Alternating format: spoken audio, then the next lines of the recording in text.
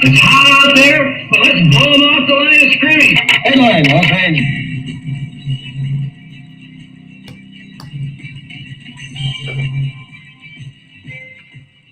Live from the Ram Cave, I'm Joe Trosian, and this is RamView, the August 26th Del Scorcho edition, brought to you by Kistler Law Firm. Have you been injured in an auto accident? Do you need some help? Have you got some questions? Check out Kistler Law at 661-206-6990. That's Kistler Law at 661-206-6990. And click on that QR code. Check out KistlerLawFirm.com. That's one word. KistlerLawFirm.com. Kistler Law, they've been fighting for you since 92.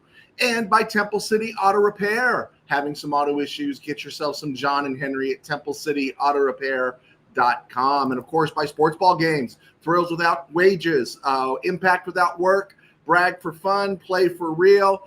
This is Sports Ball. I think that's play for fun, brag for real. This is Sports Ball's time of the year. The link is in the details. And, hey, if you just want to do a bro a solid, check out Game Day in the Ram Cave.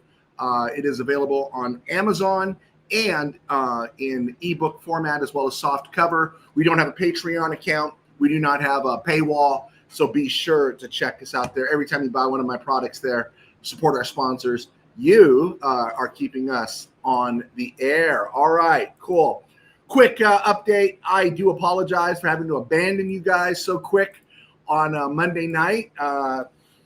It's the nature of the beast. About 3 years ago, my wife was hit in an intersection walking our dog and was lying in the street.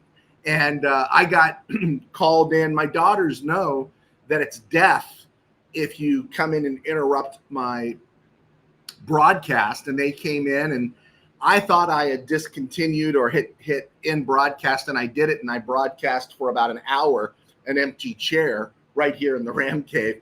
But it was serious. My wife did get hit by a car, and then on Monday, my youngest daughter comes in and says my second oldest daughter, my middle daughter, who we just dropped off at college in Fullerton this weekend, that she was in the emergency room. And not as serious as getting hit by a car, but she hurt her knee, had a collapse at school, and I had to go to the ER. Very unprofessional on my part, but I do appreciate you guys being patient with me. I asked the great Tim Burns to post a comment on the broadcast there to let you guys know what had happened. So I apologize again for that. Okay, so everything's gearing towards tomorrow night's third preseason game. And that's kind of where we're going. Tonight, after the show, sometime around 7 o'clock, I will be a guest on one of many guests. I'm not the guest on SoFire.com or SoFire podcast, the SoFire cast. That's what it is on YouTube here. And Antonio and Walt will have invited me to come back. So I must not have been too bad the first time. And you guys can check that out as well. So as we're playing catch up here, it's the Harry Hysterical update. Since the Rams preseason ends tomorrow night, I just think, again, because it's been such a again, the golden age of Rams football. If you grew up around the Rams ever since, even in the time of Carroll Rosenbloom, especially after the passing of Carroll Rosenbloom, there was never a calm period for the Rams for the next 15 years until they left for St. Louis. I'm sorry, guys. I'm getting all kinds of. I know it's going to sound funny. I got a homeless mom. I got someone with a stroke. I got a lot of stuff going on here. Okay, so it was always drama with the Rams, and legitimate drama. Eric Dickerson holding out, not going to play. Heck, Larry Brooks, Jack Youngblood, and those guys not going to play. Doug France accusing the team of racism. Rob Brzezinski walking out mid-season. All the quarterback controversies and the terrible quarterbacks that we had playing for us, all right? So there was always something. But in this age with the Rams, the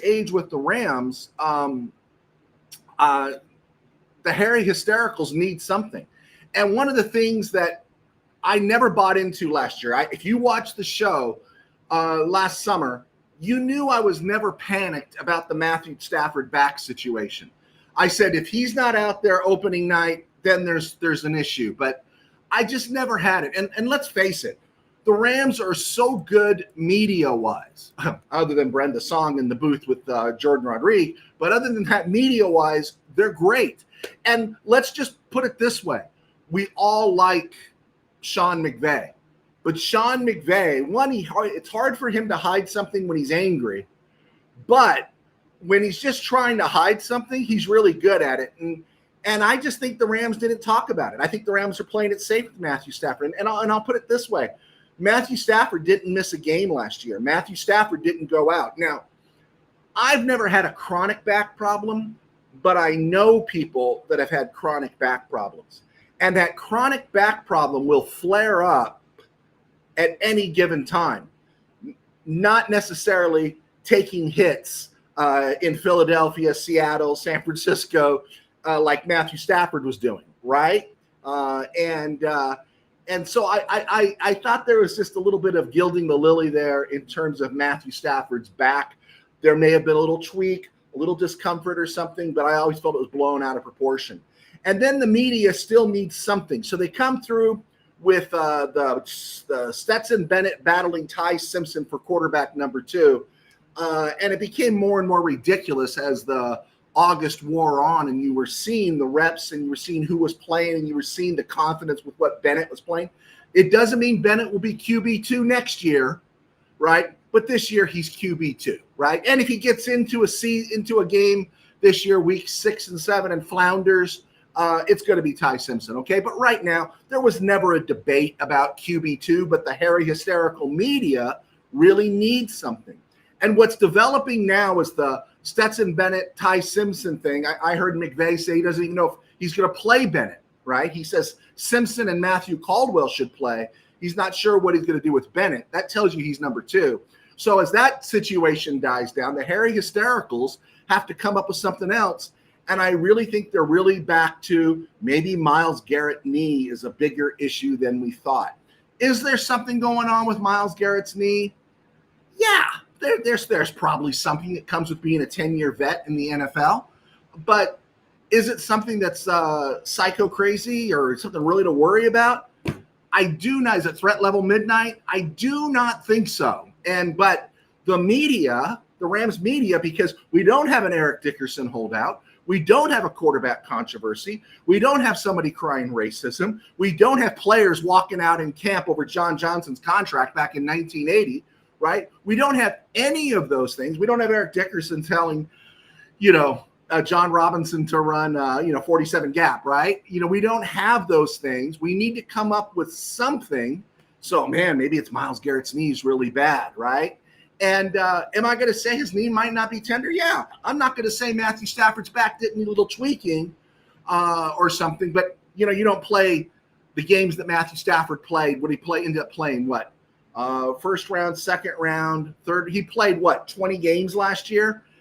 He never went out. And if you got a bad back and you're getting smacked in the NFL, I refuse to believe that you got something seriously wrong with your back. Like I said, I've seen people with back problems just getting out of a chair, just turning, reaching, and their back goes down. So I felt that was blown out of proportion.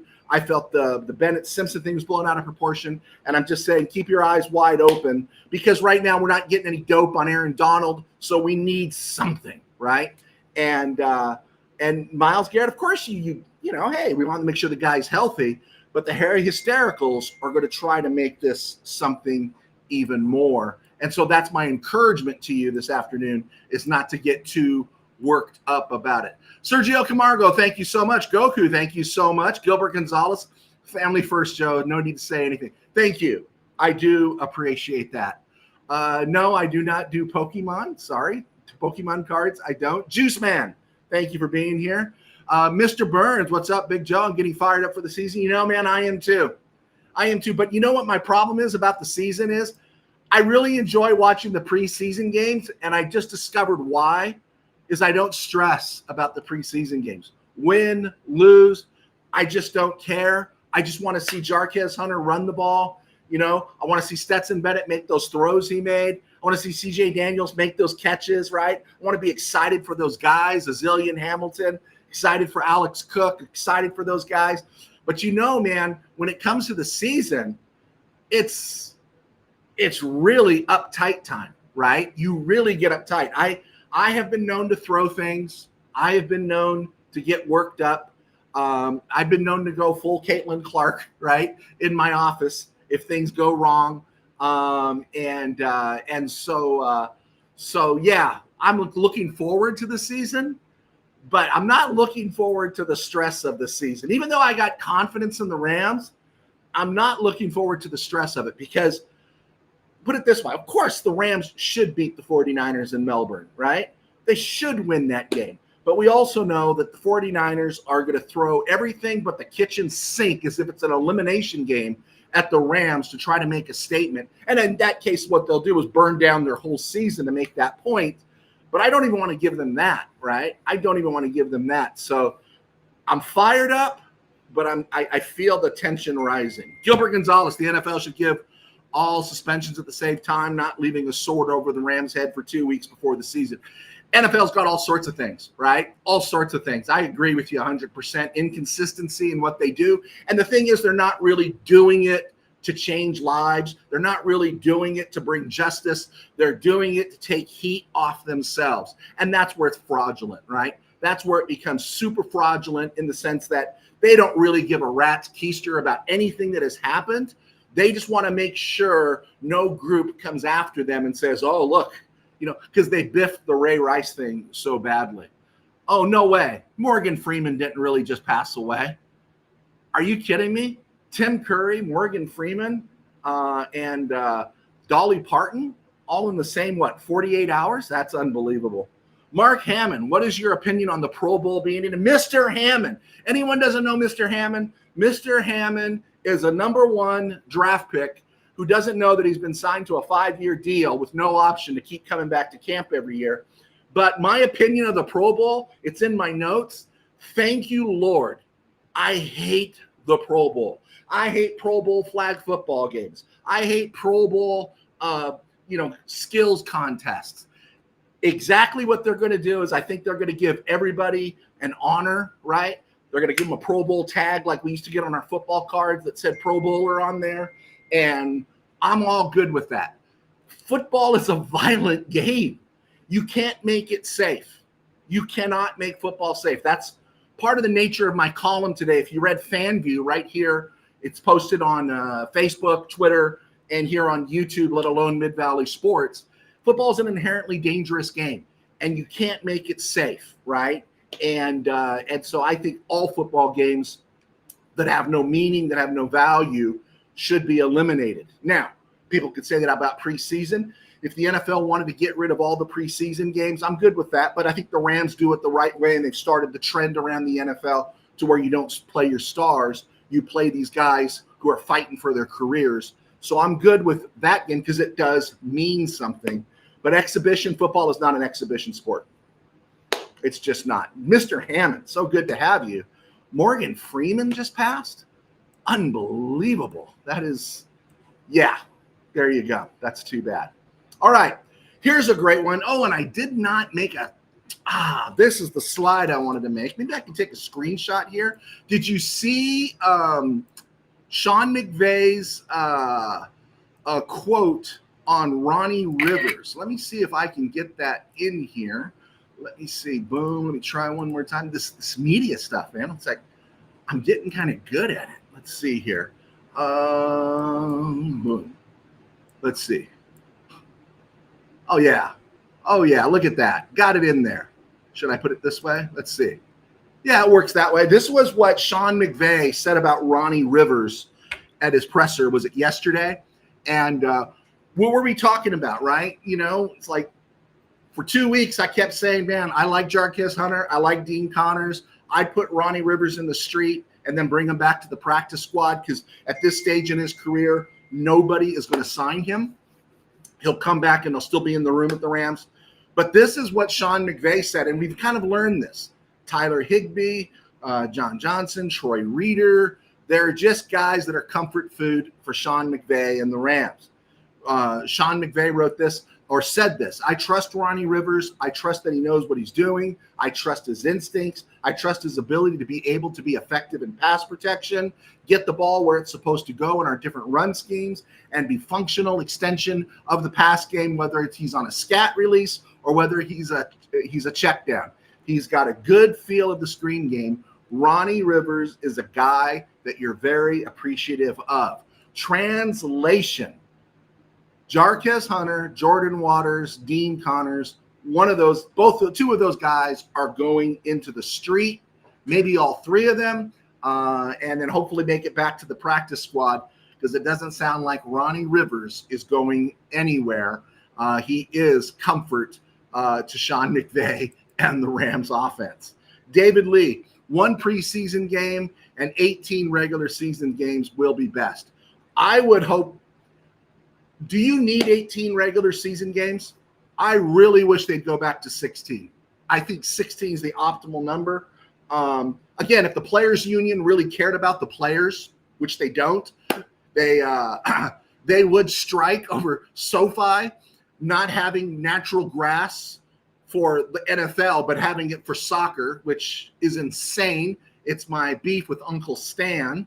And if the NFL Players Association really cared about the players, they wouldn't allow these overseas games to happen, but they don't. And, like all unions serve a purpose to a point where they suddenly forget about who their people really are. Just my experience and my bitterness of being threatened once by a union guy when I worked at the supermarket. Anyway, but yeah, if you're going to cut that, at least round it up. 17's kind of stupid, right?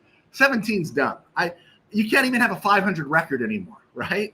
If you're a coach, it's like, hey, man, at least we were 500, right? So, yeah, make it 18. You can get rid of all the preseason games. I've always enjoyed them. 6 was ridiculous. 4 felt like too many. But God bless Sean McVay, right? He changed it all. Sean McVay changed it all by not playing those starters, and we're the better for it, right? Everyone is the better for it. Did you see what happened in the Seahawks camp? We saw it on Hard Knocks the other night, and you saw when they lost Bud Clark, their second-round pick. Anyway, let's talk about tomorrow night real quick here. Who's in trouble, right? All the guys who've been playing along the offensive line are in trouble to one extent in terms of keeping a paycheck. The starting 5 is set. Trost is set. Quisenberry is set. I believe Diedick is set. That gives the Rams, or Diedick, however you want to pronounce it, that is 8 offensive linemen. Strong possibility. I think they'll definitely keep 9. Super long shot. It's 10. 10 would mean Alaric Jackson's been suspended, right? So out of all the guys that have played, Austin Blasky, Wyatt Bowles, Dylan McMahon, Bill Murray, Blake Hansen, AJ Akiri, Bryce Henderson, I think only one of those guys has a shot to make the active roster. I think Dylan McMahon, and that doesn't mean these guys might not do the circuitous route and come back to the practice squad. AJ Akiri has done this in the past. I don't think there's room for him in the 53. Dylan McMahon will do this. Wyatt Bowles will do this. Bryce Henderson, I think, is going to get put in the street and not be brought back. Blake Hance, Bill Murray, and Austin Blasky have all been solid. I think Blasky has shown the most versatility. Not necessarily, I haven't seen anything with him at center, but he has played. And actually, Murray has too. They've played tackle, they've played guard, right? We've seen Blasky at right tackle, and left guard. So he's been solid for an undrafted free agent. If I had to put my money on a 9th guy out of those guys, Blasky, Bowles, McMahon, Murray, Hance, Curry, Henderson, I'd put my money on Blasky making this team.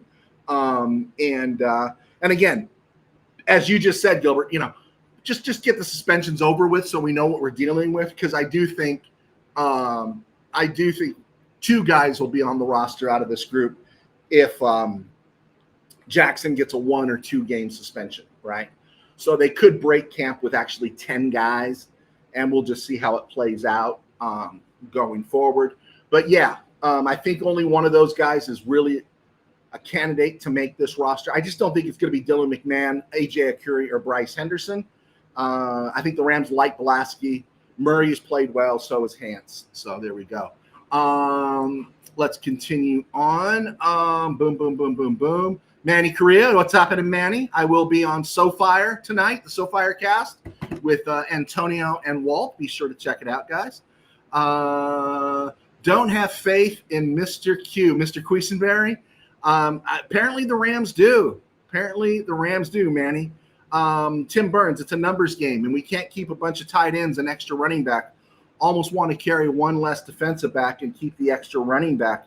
I don't see a world where the Rams have invested so much in Terrence Ferguson and Max Clare. Those guys are on the roster, right? Davis Allen is coming back. Ty Higbee's coming back. And Colby Parkinson's coming back. The Rams are going into this with 5 tight ends, but I would say Terrence Ferguson is less tight end and more utility knife guy. You know, he's the Jose Akindo of the offense there, and they'll just be moving him around. Optimally, I think it would be 3 running backs, but I don't know if the Rams are ready to get rid of Jarquez Hunter. I understand the Ronnie Rivers thing. And I'll move off Dean Connors. And I like Jordan Waters too, but I'll move off both those guys. I'm not ready to walk away from Dean Connor. I'm Jarquez Hunter. At receiver, I think we know what it is. Brennan Presley is the bubble guy. Xavier Smith did not play on Saturday. And so it was Brennan Presley and CJ Daniels. And CJ Daniels played well. And so those are the 2 guys there that are a little bit interesting in the wide receiver room. We've talked about the running backs, we've talked about the offensive line, and then the quarterback room. Defensive line, Ty Hamilton didn't play. Ty Hamilton's making this team. Bill Norton, Laurel Murchison, these guys, Tim Keenan, these are all bubble guys. The fact that Murchison was playing so much last week really surprised me. That tells me that he's lower on the depth chart. Linebacker spot, they're going to go Dolak, they're going to go Stewart, they're going to go Spates, and they're going to go Landman. I think that's set. At the cornerback spot, you got Forbes, you got Watson, and you got McDuffie, right? 4th guy, we know we got Josh Wallace, you got Quentin Lake, you got the Cams, right? They've got those guys. They are covered in that department in safety. The odd spot at Jalen McCullough, the odd spot there left is it Azilian or is it Azilian Hamilton or is it Cam Lampkin? I think everybody was thinking it was Cam Lampkin, but Azilian Hamilton was a guy they talked about in the spring. And remember, he was hurt at the start of camp, and he was just activated, I think, at the workout I went to, and he showed out pretty well. Now, showed out against Zach Wilson and Spencer Rattler. I don't know if that's showing out, but he showed out, right? And so I think that's going to be an interesting one. I love Alex Cook. I'm really happy for him. He gets cut, maybe he comes back to the practice squad. Nick Anderson, I think, is in the same boat. The NFL is salivating, as I said, waiting for these Rams cuts to come through, right? They're just waiting for who's going to get put in the street. And again, I'll make the argument I made in my column today, and I made it a Monday show, was the Rams have played really good football. I mean, their threes and practice squad guys are hitting all their marks. I mean, no turnovers, limited penalties compared to everybody else they're playing. This team, again, McVay, I run the risk of being fanboy, but McVay, what are you going to do here, right? The guy just, someone posted when McVay, from McVay's presser, I saw a comment there. They said they love McVay, greatest Ram coach in history, and it's absolutely true, totally true, right? Let me go back to the edge here real quick. I think Keir Thomas is done. I think he's done. He'll either take the IR or he'll take the injury, the waived with an injury designation, and maybe get a shot someplace else. Des Johnson didn't play. right? He didn't play. He played week 1 against KC, but he didn't play this past week, right? And that's a real indicator he's on this roster, which I'm not disappointed about. Wesley Bailey, I don't know if he's in trouble or not, right? I feel like he's gotten the Omar Speights treatment, right? Like I've been saying that people are talking about him, a lot of buzz. I do not think Wesley Bailey lasts if the Rams put him in the street. So what do? Right? What do? Do you put Dolak in the street to create more space for Wesley Bailey because you figure you can get Dolak back, and you basically signed Grant Stewart, who plays inside linebacker, who's also a special teams guy? I know they like Dolak, but what do you do there? Because Josiah Stewart, Myles Garrett,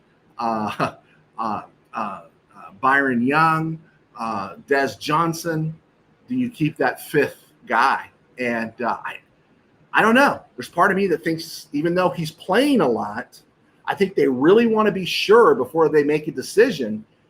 I don't think, even though he's playing, I don't know if Wesley Bailey is going to get put in the street, because I think the Rams would like to keep him, but I think if he is, someone's going to snap him up on the waiver wire. Absolutely. 310 Manruth. Okay, great, Manruth. Thanks, guys. If you're here, be sure to hit like and subscribe.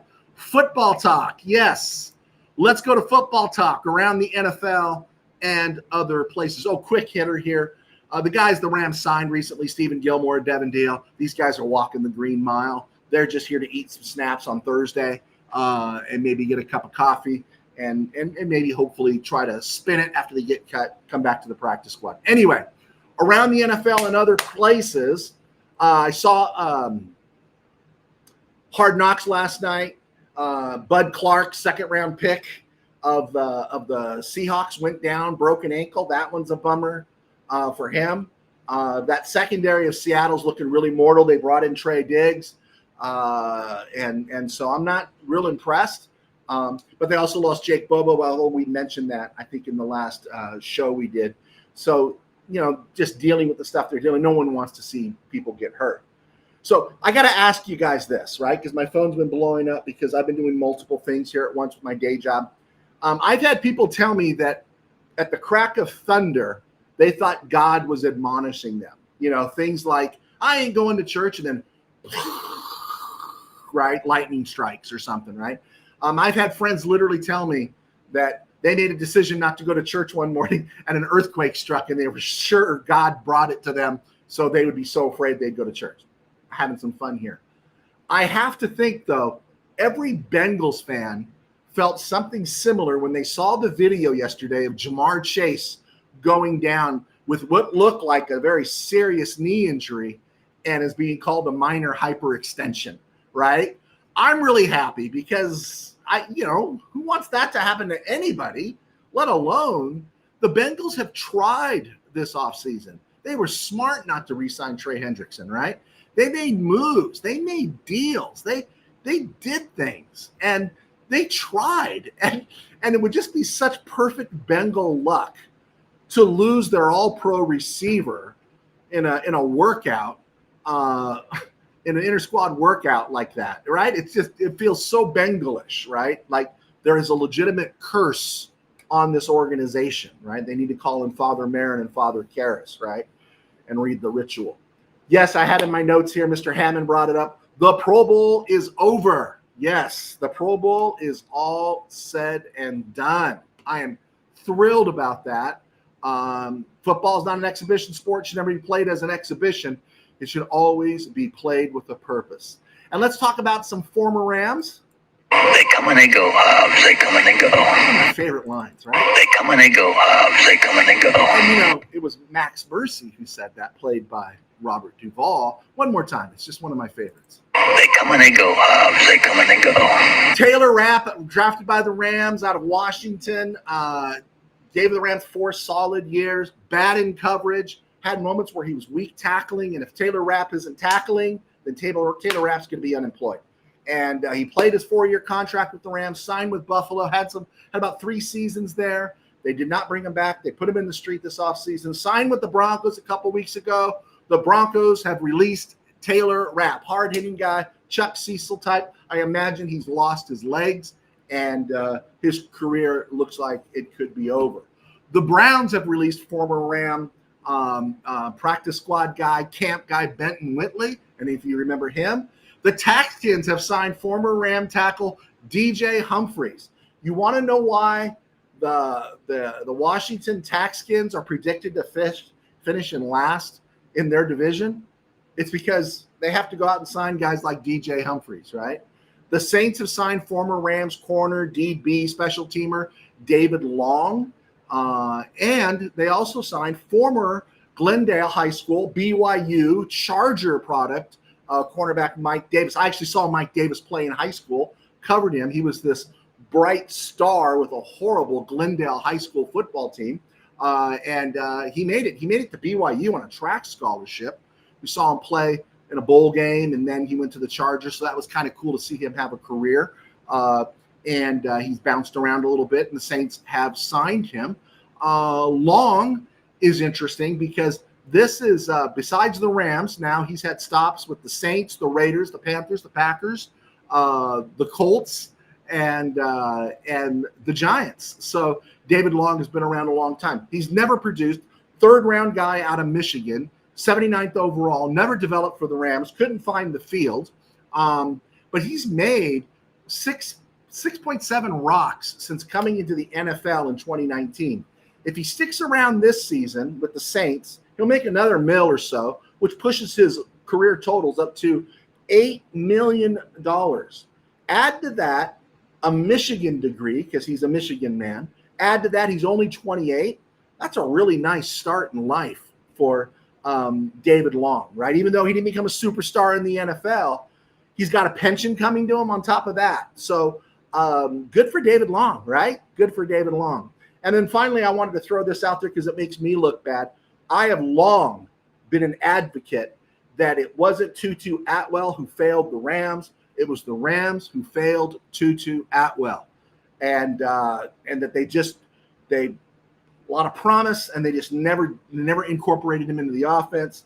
He went to Miami, first preseason game, he returned a punt, 20 yards. He's not a punt returner. But since then, he's been not so good in camp. And the word is, the buzz in Miami Dolphin talk circles is that Tutu Atwell is not going to make the cut.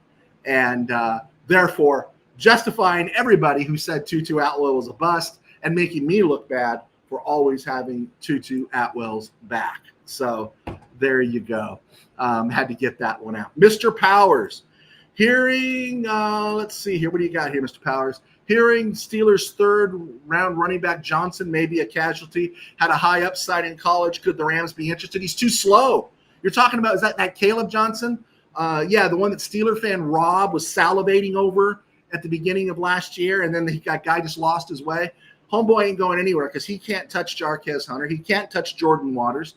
And I know you, Mr. Powers, you're a big Jim Bertelsen guy, just like Willie Bowen, and so you got a big fantasy about Dean Connors making this team. Johnson's gone. Let's see here. Actual David Henry, thank you for joining us. I trust Sean McVay. I don't want Ronnie to move on. He can't field a punt return and sits on the bench. I want Ronnie to move on. But in McVay, we trust, right? We have to. We're kind of put in that position to where we have to trust McVay. He's got the credibility. I got to tell you, I'm all in on Jarquez Hunter. I know it was against the scrubs, it was against the Saints and all that kind of stuff. But I don't know. I just think there's something there with Jarquez Hunter and stuff, and Jordan Waters too. And Jordan Waters, man, that guy's a specimen. And Dean Connors looks pretty good. So it's really interesting because, again, I think you could waive Ronnie Rivers. No one's going to sign Ronnie Rivers. No one is at this point in his career. Do you think there's anybody out there saying, Ronnie Rivers, man, I can't wait till he's in the street? No, they're not going to at this point, or they would have already. So you could release him, bring him back, and you could keep at least two of the three guys, Waters, Connors, or Hunter, or one. I don't know. I just It's McVay. So we're kind of stuck there where we have to trust him. All right, let's keep going here. It was a stone groove, my man. All right. This date in Rams history, interestingly, August 26th, 1968, the Rams waived a defensive end, but bring him back 2 days later and put him on what was then the practice squad called the taxi squad. That player's name, Coy Bacon. Now, I do not expect anyone in the Rams universe to remember Coy Bacon playing for the Rams. Coy Bacon began his career actually in Dallas, had a cup of coffee there, came to the Rams, became the replacement for Lamar Lundy at defensive end. After the 72 season, he was dealt to San Diego. Then he ended up in Cincinnati, had a great run in Cincinnati, then ended up in Washington, had a great run in Washington. Late in his career, he's racking up double-digit sacks, actually played for the Washington Federals of the USFL before ending his career. He got into some drugs, got into some stuff, but he cleaned up his act, became an advocate for youth, did a lot of inspirational speaking, found his way to the Lord, passed away about 20-plus years ago. But Coy Bacon is a forgotten Ram. And again, Coy Bacon, the 72 Rams, 71 Rams, 70 Rams, he wasn't there. The Chargers were horrific there, 73, 74.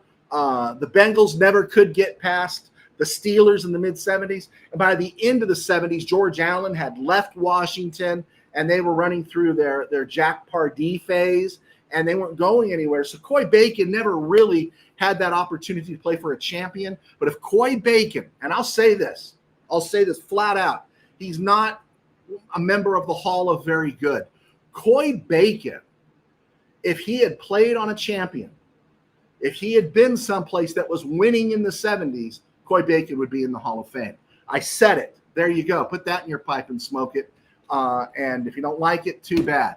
On August 26, 1978, 10 years later, the Rams released kicker Raphael Septien in favor of UCLA draft pick Frank Corral. Frank Corral actually then kicked in his first game the game-winning field goal in Philadelphia to give the Rams a win to open the 78 season. But Septien was interesting. He joined the Rams late in 1977, late in camp. He signed September 14th of 77. The Rams had just released Tom Dempsey on September 11th, 1977. And so Dempsey had given the Rams 2 years, but he was really inconsistent. But on September 11th, 1977, the Rams cut Jim Bertelsen, Freeman Johns, and Tom Dempsey and brought in Raphael Septien, right? And Septien kicked for the Rams for a year and then was put in the street when Corral came. Ended up in Dallas, kicked a number of years in Dallas until he got busted doing things he shouldn't do, and his whole career was kaput after that. We're talking sexual misconduct with the youth. So wanted to throw that out there. On this date in 1980, the Rams waived former Pro Bowl cornerback Ken Ellis, had his glory years at the Packers, was with the Rams in their Super Bowl run, and their punter, Ken Clark, who was the punter for the Super Bowl team. He was a Canadian kicker. Well, he was actually an American, but he made his bones in Canada. And on this day in 1980, I know Mr. Powers was a big fan of this guy. Jim Jodat was traded to the Seattle Seahawks for a fifth-round pick in 1982. On this day in 1991, the Rams waived longtime starting center Doug Smith. Eventually, they brought him back. They waived former USC tailback Aaron Emanuel, who never panned out. Former Detroit Lion first-round draft pick Chuck Long. They waived Latin Berry, who was used in one of those draft picks for the in the Eric Dickerson trade. I think he played in Oregon. Couldn't find a position for him. Stacey Bailey, the former Falcons receiver, was waived on that in that same cutdown, as was a linebacker named Terry Crews. Anyone know who Terry Crews is? Yeah, he was cut by the Rams on this day in 1991. On this day in 1993, the Rams released longtime special teams linebacker player Larry Kelm. He ended up playing 10 games with the 49ers. He was actually a starter for the Rams from 90 through 92. Unfortunately, Larry Kelm died in a hunting accident in 2014. And on this day in 1996, the Rams traded Todd Kitchen, whose career got off to a nice start for the Rams. They traded him to Denver for a fifth-round pick, and then he kind of faded into obscurity. Since we're not on tomorrow, Wanted to get this in. August 27th, 1975, Rams waive Lance Rentzel.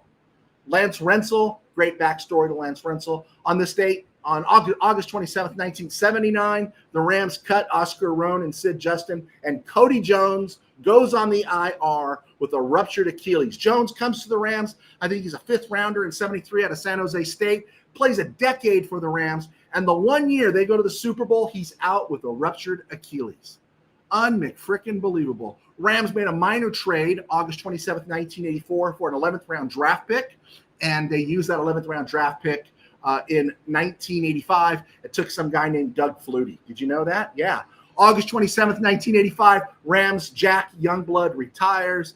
I don't think there's anything more to be said about him. August 27th, 1985, Rams waive Otis Grant. George Farmer got released, as did journeyman linebacker Jim Laughlin and former USC tight end John Kamana. August 27th, 1994, Rams sent a fourth-round pick to Denver for who?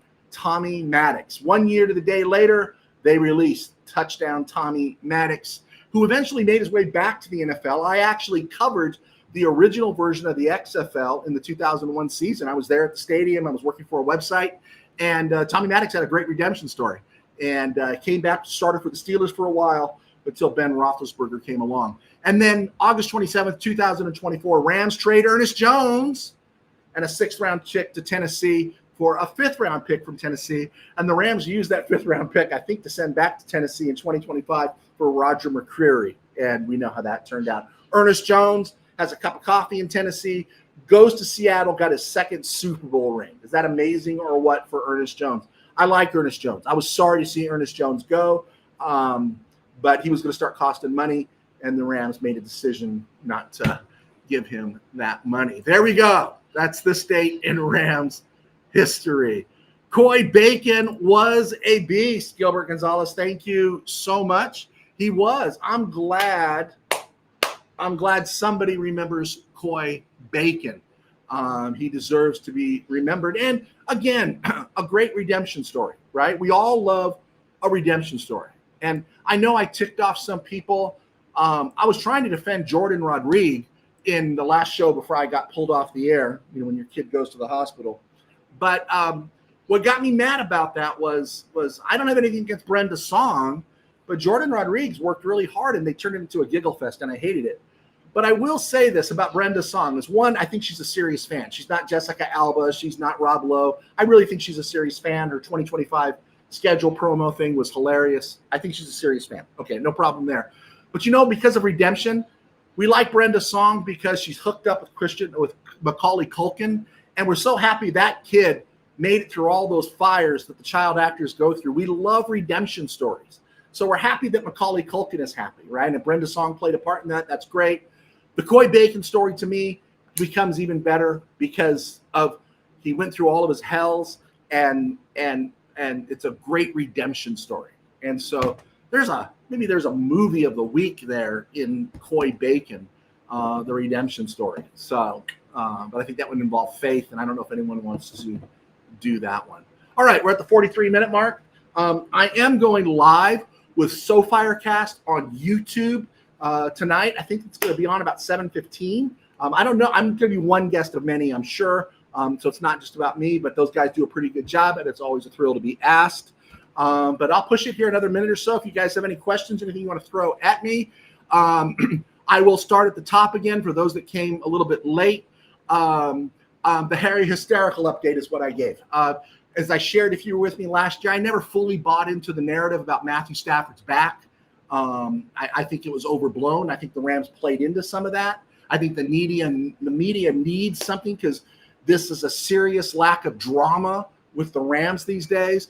In the old days, you had Doug France walking out claiming racism. You had players walking out when rookies signed their contracts. You had quarterback controversies. You had the whole just Georgia Frontiere thing. You had her new husband that she suddenly married real fast after Carol Rosenblum died, getting popped in some kind of legal scam, firing her son. There was just drama upon drama. Eric Dickerson walking out telling John Robinson to run 47 gap. I mean, there was just drama upon drama with the Rams. There's no drama with the Rams. So the Harry Hysterical media needs Matthew Stafford's back to be a bigger deal than it was. And I'm going to say it. When I've never known anybody that's had a bad back, that's not a chronic bad back, that it's tweaked in the most weirdest of moments.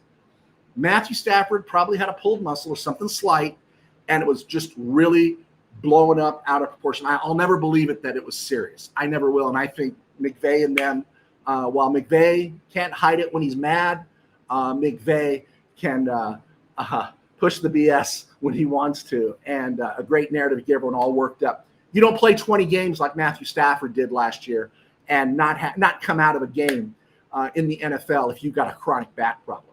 I don't know. Just me. Stetson Bennett battling Ty Simpson.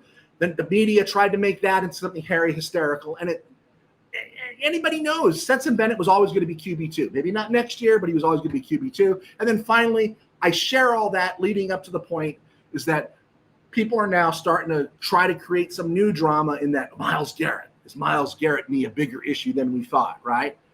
Does Myles Garrett have a sore knee? Probably. Does he have some fluid on it? Yeah. Does he have some swelling? Played 10 years in the NFL. His knee is not exactly like brand new. But the Rams are playing it safe. The media needs something. So now let's try to get worried about Myles Garrett, right? The Rams season is 17 games long over the course of 18 weeks. It's got trouble enough on its own, right? Which of us can add any pleasure to our Ram experience by worrying about things that are just being overblown by Rams media, right? So that's where we started the show today. We talked about Ronnie Rivers and McVay's quote about him, and everything. So that's kind of where we start. Mr. Tim Powers here. Rams had a liking to smaller quarterbacks, Flutie and Hayden. I'll tell you what, though, there was some Flutie magic. No one believed in it. There was some Flutie magic. Hayden's magic ended with Notre Dame, USC 55-24. That was the end of Doug Flutie. Hayden's ended with the 2-point conversion to Shelton Diggs in January of 75 to win the Rose Bowl. That was it for Hayden, all right? That was it, right? But Flutie was, I don't know, the Harry Potter of small quarterbacks. Anyway, he had some magic. Tim Powers. The capitulation to the moment is sickening. You're talking about Jordan Rodriguez? Is that what you're talking about, Mr. Powers? Again, a lot of them is very prepared, intelligent, far above Mina Kimes, but I felt like it was just bad look. No one's looking out for her. Someone should have been looking out for her and let somebody else take the lead on that Brenda Song moment. And again, I don't hate Brenda Song, but the two of them together, that was bad mojo. Manuel Korea, my guy, Wes Bailey. Hard to figure out. Des Johnson didn't play. Keir Thomas is gone, right? So Des Johnson is fourth in the edge room. Fifth would be Wes Bailey. Would the Rams keep 5 of those guys? And again, your first instinct is, well, he's playing, so they're not going to keep him. I still think they don't know what to do with Wes Bailey yet. They just want to be absolutely sure before they make some other bold move to keep him around. Because I don't think Wes Bailey is going to make it through waivers. I think he's been good enough, right? I think he's been good enough to stick with this team. And so, yeah, I'm going to be really – I think there's going to be a lot of cuts that we're going to be really disappointed about with the Rams, right? I really do. I think there's just going to be a lot of guys that are let go that it's like, oh, man, they let that guy go, right? And so, yeah, it's a bummer, right? I just think it's a real bummer that that's what it is. But, that's just how good the Rams are these days. They just are. And we have to appreciate the time we're in with the Rams because I don't know if we do. I guess if you were with the Rams when you were a kid, you knew all the drama, right? But I think people have a tendency to forget how much drama there actually was, right? There was a ton of drama with the Rams back in the day. And I wanted to show that clip here of I just can't get my hands on it. I wanted to show that clip here of NFL teams just salivating for the Rams cuts, right? That's what they're going to do. All right, we hit the 49-minute mark. We went 50 minutes. I'm going to be on the SoFire cast here on YouTube about 7:15 tonight. So I'm going to wrap it up. I'm going to go rinse off. Sorry for the background noise, guys. I got fans and air conditioning on everywhere. The Ram Cave is insulated, but it is absolutely Del Scorcho. My wall unit's not doing enough, so I do apologize for the heat, for the fans in the background. I'm a loyal fan of the LA Rams since the 60s, Pastor Joe. I wish I was around then. I wish I was around then. I didn't pick up the Rams till midway through 72, all in 73 forward. And so those names that you guys get all waxy and romantic about, Gabriel, Jack Snow, and all those guys, you know, they're just legends to me. I didn't see them in their prime. So good for you, Willie. Good for you. So you must be a George Allen guy. I'm a George Allen guy. So like George Allen, the great line of George Allen, you know, 40 men together can't lose. Every time you lose, you die a little bit inside. Maybe not all your organs, just your liver. You know, a piece of you dies. I love George Allen. I'm a George Allen guy. All right, let's see. Tim Powers, only saving grace for Bennett is his mobility. Bennett's got a decent arm, Mr. Powers. Bennett's got a decent arm. And he knows the system, right? He knows the system. I don't know. Again, I'm in a McVay we trust situation there. Now, Stafford has something happen, and you know, Bennett plays 2 games and really sucks. I'm going to say get him out of there, right? Get him out of there. But until then, I'm more comfortable with Stetson Bennett than I am Ty Simpson this year. But I think Ty Simpson showed enough that he should be QB2 next year if Matthew Stafford's coming back. So keep Bailey. I kind of want them to keep Bailey too. I kind of want them to keep Jarquez Hunter, right? I kind of want them to keep Brennan Presley. You know, there's a lot of guys here I want them to keep. It's going to be disappointing when we'll see. We'll see how it plays out. Okay, guys, I'm going to let you go. I'm going to leave you with some proud heritage. Thanks for being with me. Thanks for being patient with me last week.